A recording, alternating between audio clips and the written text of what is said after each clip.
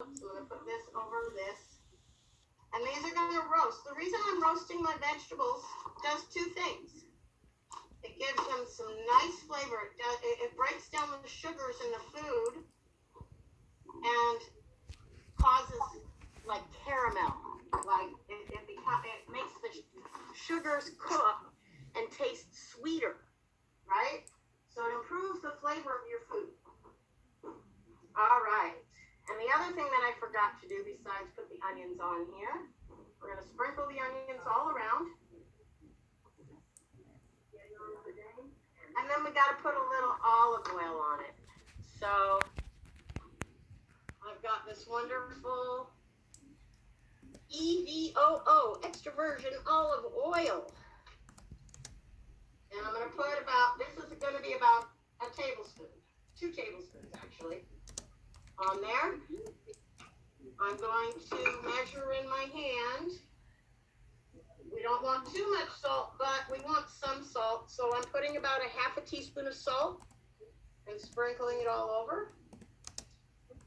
And I'm also going to put, it called for some black pepper. So we're putting some black pepper on there. And I do that by taking off the top and grinding it.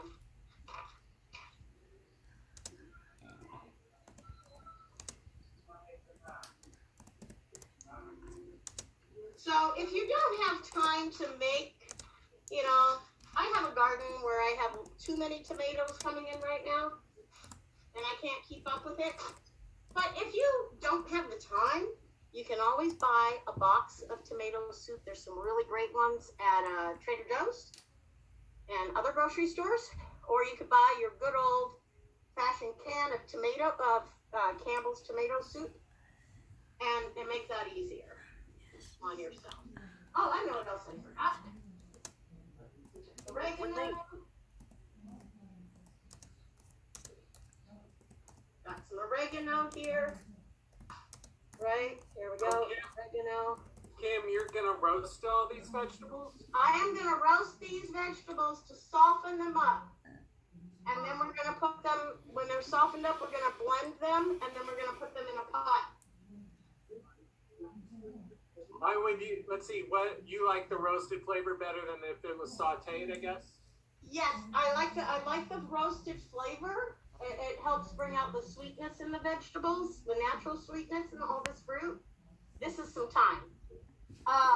It also softens the vegetables so that you don't have to cook them forever in the pan. So it adds flavor, and it also helps soften them so that you can blend them up into a smooth, creamy. So this is just some thyme, THYME. Doesn't give us any more minutes in a day, but it does help fight colds and flus. All right, so there we go. Oh, basil. Tomato and basil. Goes so well together. So this soup is going to have 2 kinds of basil. It's going to have some dried basil leaves, about a teaspoon. I always add double because I love it. It's one of my favorite herbs. So there we go. And that's just going to help flavor up all those vegetables. So we're going to use that kind of basil, and then I've got some fresh basil that I just picked that we'll put in at the last minute to help bring out it. So I'm going to put this in my oven on the top rack for about 20 minutes to a half hour. All right, so I've also got this kind of basil that I just picked. It was just sitting on the stovetop, so the floury tips are getting burnt. But I just picked this, and I wish you could smell it. It smells so earthy and so delicious. All right.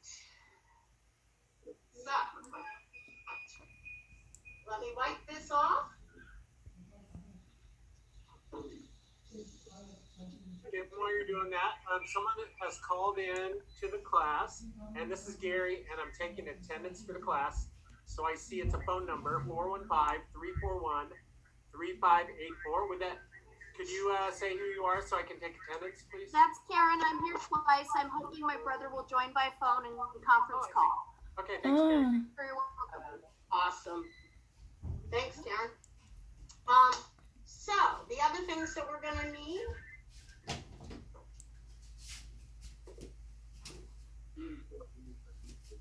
We're gonna need chicken stock. I'm gonna move the frying pan in front. We're gonna need 2 cups of chicken stock and a stock pot.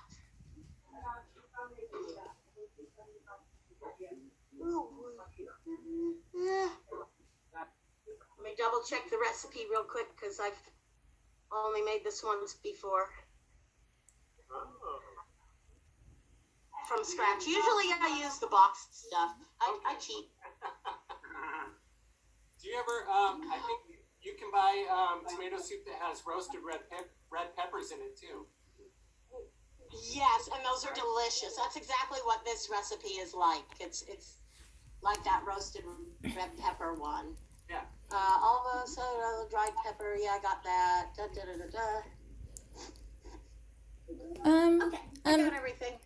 Kim, about I'm gonna put some plants in this. Yes, what's the question? Kim, about the cutting onions. One of my martial art classmate, she's my Facebook friend. She cuts onions while wearing goggles. Some Yeah. people use that. Yeah. If it's an older onion, it's gonna have more of that hydrochloric acid. I think that's what it is. That it gives off. Oh my gosh, I wish you guys could smell this right now. The garlic is already starting to emit a roasty flavor. I wish we had smell-o-vision. So I'm just gonna save this other half of an onion for the next meal I make that needs onion. And that'll go in my fridge in a little bit. So, we're gonna roast those for 20 minutes. The next thing that we need, oh, you know what I forgot to do? I forgot to take out butter to get soft. So, I'm gonna take that out now. It should spread okay. But I'll show you what you can do when you forget that. What was the other thing we were gonna make today? Soup chili. Okay, so we got the soup, the vegetables roasting for the soup in the oven. What else were we gonna make? Grilled cheese sandwiches. Yeah. All right. So, I found out I was out of bread. My neighbor loaned me some bread, and it happened to be the same kind I use. Traditionally, people use white bread with their grilled cheese. But I'm a kind of girl that I like a little more nutrition, and I don't want that white bread to stick to my intestines, that white flour that's been heavily processed. I like something that has a lot more nutrition to it. And if you look at this Power Seed bread, it's got, what does that say? Can anybody even read that? It's got extra protein and fiber, right? And it's got the healthy fats from the seeds. So I like to use a whole grain bread. And then I've got my choice. Should I use Monterey Jack, Colby Jack, cheddar, or Swiss? Jack, maybe? Jack cheese? Okay. So it doesn't matter what kind of cheese you use. I use cheddar. Okay, I'll do one Jack and one cheddar. So I need 4 pieces of bread because I'm making 2 sandwiches, one for me and one for my husband. Okay, so I'm going to take out 1 slice of cheddar and 1 slice of Jack cheese. And you can get pre-sliced cheese, or you can slice your own. I don't recommend the shredded stuff. It's got some flour that stops it from sticking, and it tends to fall out too easy and make a big mess. Has its place, but I prefer a whole cheese. You can also use vegan cheese. And then I'm going to turn on the pan. Up to change to what heat? I put it on high to start to get it hot, Uh-huh. and then I change it to be a medium heat. Oh, okay. And I'll show you. Hold on just a second. I know you like to see it. Yeah. So see this one here? Well, no, you can't. Let's see this one here, and it's on number 8.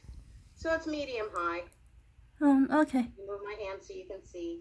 Yeah. And then when it's already hot and I've got the sandwich in there, I'm going to turn it down to so it's straight up and down at about 5, which would also be medium, depending on your. Every stove is different. Every maker does a slightly different thing. So see how the butter's starting to melt there? Okay. So I'm gonna, normally I would take, if I had remembered to take the butter out sooner, I would take this bread and I'd spread butter on it. Some people spread mayonnaise on it. I prefer butter. You don't need a whole lot. And then you take your piece of cheese and you put it on your bread. And you take your other piece of bread and you put it on top of it. And you're gonna set that in where the butter is. Nice and melty. And I'm just going to do that with the cheddar one. So here's 1 slice of bread, 1 slice of cheese, another slice of bread. And we're going to put that right in the butter. And we're going to let it sit for a couple of minutes while it heats up. Okay? Because the pan's still getting hot. Then we're going to cook that for about 3 minutes on each side on medium high. Flip it. You might actually not need to bring it down to medium. If it's going too fast, Mira, then you turn it down. Okay. But you can keep it on medium high for the whole time. Okay. So I'm going to let it sit here for about 3 minutes. Excuse me. Then I was coughing into my shoulder. That's why I turned away. After about 3 minutes, I'm going to flip it over and you'll see it's nice and golden brown. So while that's cooking on that side, I'm going to take my old friend chicken stock. And it said in the recipe,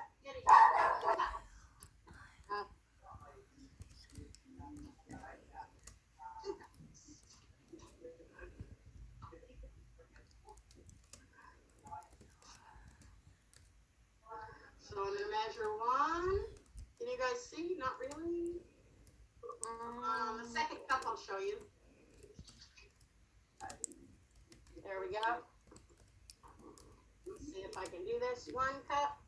Yeah, that's good. It's a little hot because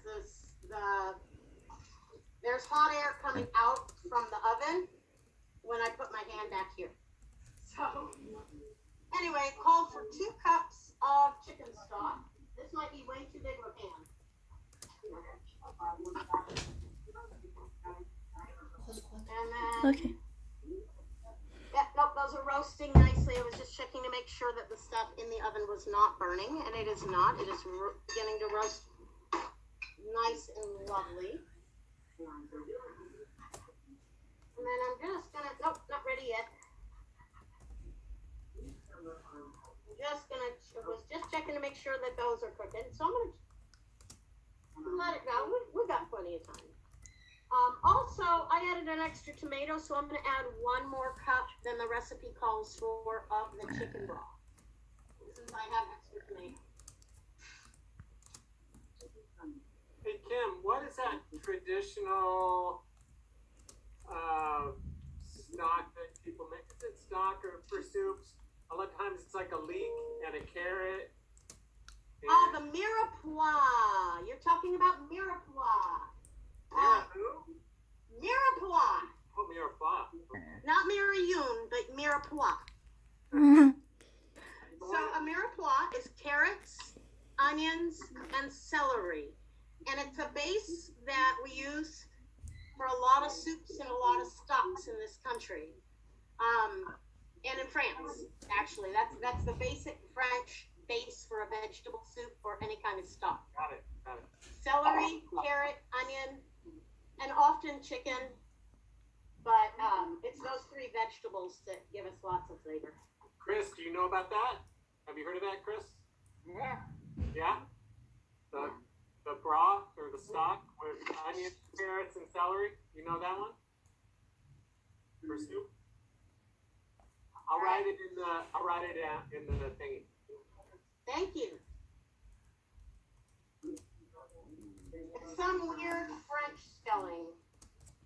So this is done on the one side, but I noticed this was very dry, so I added a little more butter. And this one, see that nice, I'm gonna bring it up close, that nice toasty caramelization, It is like bueno. right? And then we're It gonna looks flip it over, good. flip it over, spread some of that butter around. There you go. Basic grilled cheese sandwich. It's gonna cook for 2 or 3 minutes on this side. And then I'm gonna set those on a plate and set them aside until the soup's done.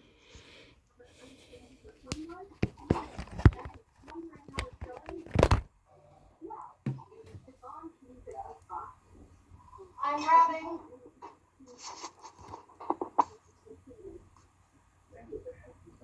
Hey, while Kim's grabbing some, I like what Michael's doing. He's taking a stretch break.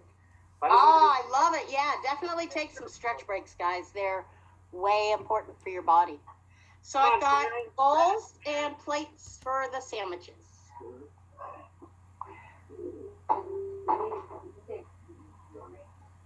And I'm taking a sip of water because also, guys, it's going to be warm today, tomorrow, and over the weekend. Make sure you drink enough water and stay hydrated. Get a jump on it now before it gets hot. Okay, now, I can tell, because this is smoking, that is perfectly done. You see that? Boom. Grilled cheese. That's 2 so grilled good. cheese sandwiches. That'll feed 2 Wow. people. All right, That now was I'm so going to good. take, this is a cast iron pot. It's way hot. If I were to grab this handle, it would burn my hand and make it blister. So I'm going to take that and move it off into the sink.